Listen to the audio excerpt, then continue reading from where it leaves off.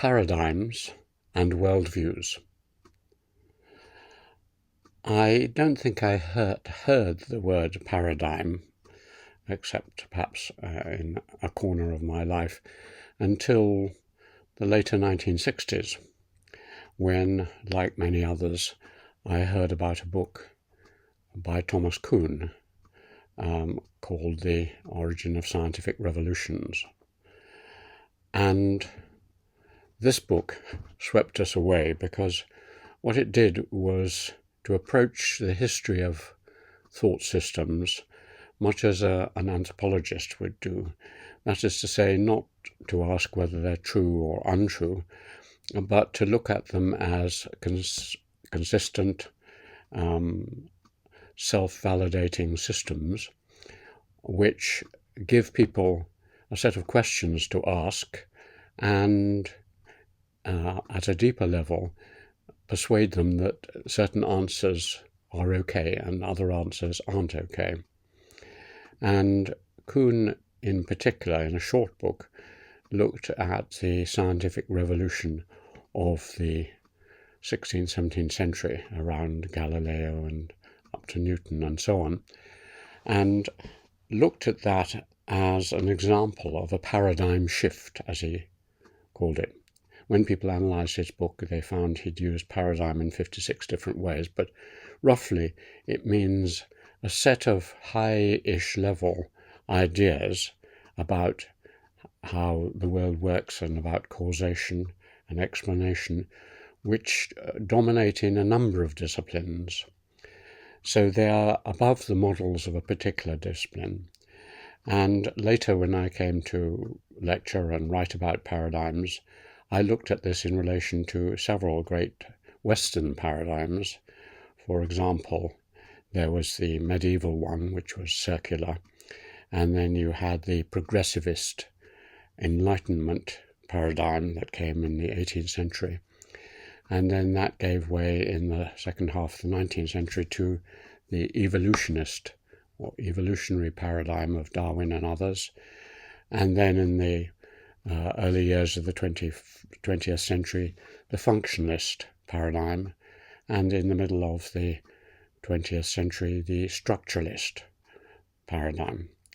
And each of these applied to many disciplines. So to take functionalism started in some abstract field. Usually the paradigm starts at high abstract levels in mathematics or something like that, or philosophy, and then it comes down.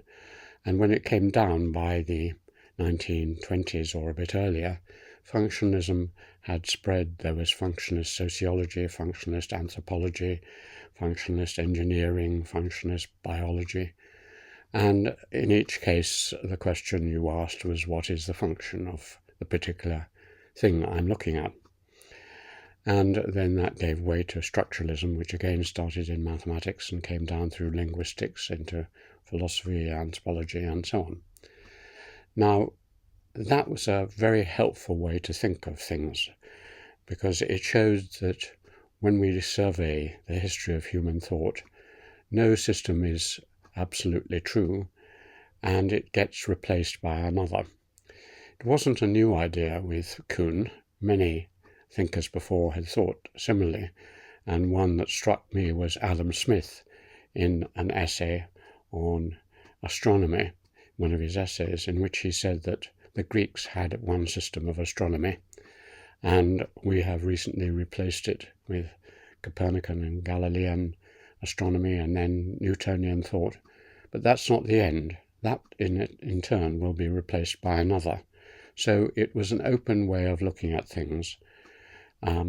Another feature of Kuhn was that these are much deeper than merely intellectual patterning, because when a paradigm is old and outworn, what tends to happen, as he described, was that more and more cases which don't fit, exceptions, anomalies, turn up. And for a while, the paradigm creaks on and you say, oh, well, that's just an error or an exception.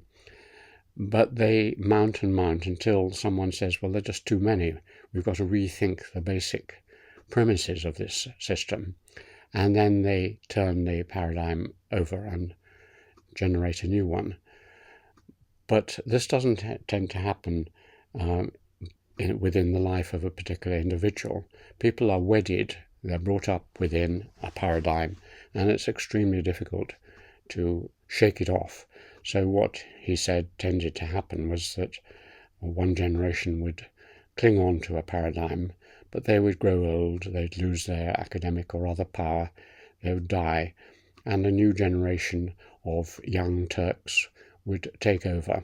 This happens, obviously we know of it in music and art and other fields as well. So it wasn't a matter of better arguments defeating old arguments, it's just that something appealed to a new generation and they put it in place. Now all of that was extremely useful framework, and as a way of understanding the thought systems of the West, it was helpful to me and to many others. It didn't seem to work so well when I thought about it in relation to other civilizations. It's difficult to see how the great paradigms shifted until very recently in places like India or China or Japan. And that is one feature, particularly of China, that the old paradigm, the one based on very early BC philosophical systems of Confucius and Lao Tse and then later Buddhism, have remained in place. And you could say that Marxism in the middle of the 20th century was the first big paradigm shift, and then certain elements of Western science in the second half of the 20th century have continued that, but it's only very recently. The other thing that interested me about paradigms is that these are very academic or intellectualist approaches. Kuhn was concerned with physics and chemistry and the sciences, and I've been concerned with the social sciences and the worlds of high thought. But I gradually realized that there was something at a higher level than a paradigm. The paradigm affects those disciplines, but above that there is what I and others call a world view, a Weltanschauung in German, and that affects not just academic disciplines, but everything: morality, aesthetics, philosophy, the way you live. And those kinds of civilizational level worldviews are of increasing interest to me and others, because we now see the world as one where contending civilizations clash or don't clash, and each of them has a worldview. So Kuhn wouldn't have dealt with Christianity or Islam or Buddhism, for example, but in terms of a worldview, you have to incorporate religious philosophies as well as others. And so the changing worldviews are what really interested me, and the sort of thinker who addresses that was Karl Jaspers and also Max Weber. And Jaspers, in his Origins and Goal of History and his brilliant insight into how the whole world turned on its axis in the centuries around 500 BC, that was a change of worldview, a pre-axial and then a post-axial civilizational worldview. And that has become more and more my interest. So all this has stimulated me, and I've tried to fill in some of the gaps. One of the gaps, and the major gap in Kuhn, is that he doesn't really ask why. Why do they change? His explanation, which is because of anomalies and because people grow old, is only a corner of all this. And so in a number of my books and particularly lectures, I've tried to deal with the deeper causes for paradigm shifts. And my main theory was that it was a result of power shifts, that, for example, the view of time, which is central to paradigms, the view of time shifted depending on whether the people who were creating the intellectual life, in other words, the West, whether the West was dominant or equal or even inferior to the rest. And the crude theory was that when the West becomes dominant in the 19th century, you get a paradigm, evolutionism, which places it at the top of the ladder, and lower societies evolve towards it. And that's a reflection of power politics. And then when the West encounters Japan and resistance in India and elsewhere, and the horrors of the First World War, then people question that evolutionary framework. It doesn't seem to work. And a steady state paradigm, which is what functionalism is, emerges. So paradigms shift, and the present confusion in paradigms, in postmodernism and post-structuralism and the rest of it, where there's really no universal paradigm to turn to, is a reflection of the multi-polar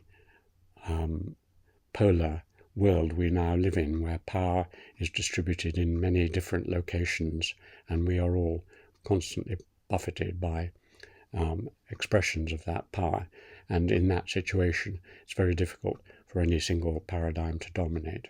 So it's been a fruitful area, and one I've greatly enjoyed exploring.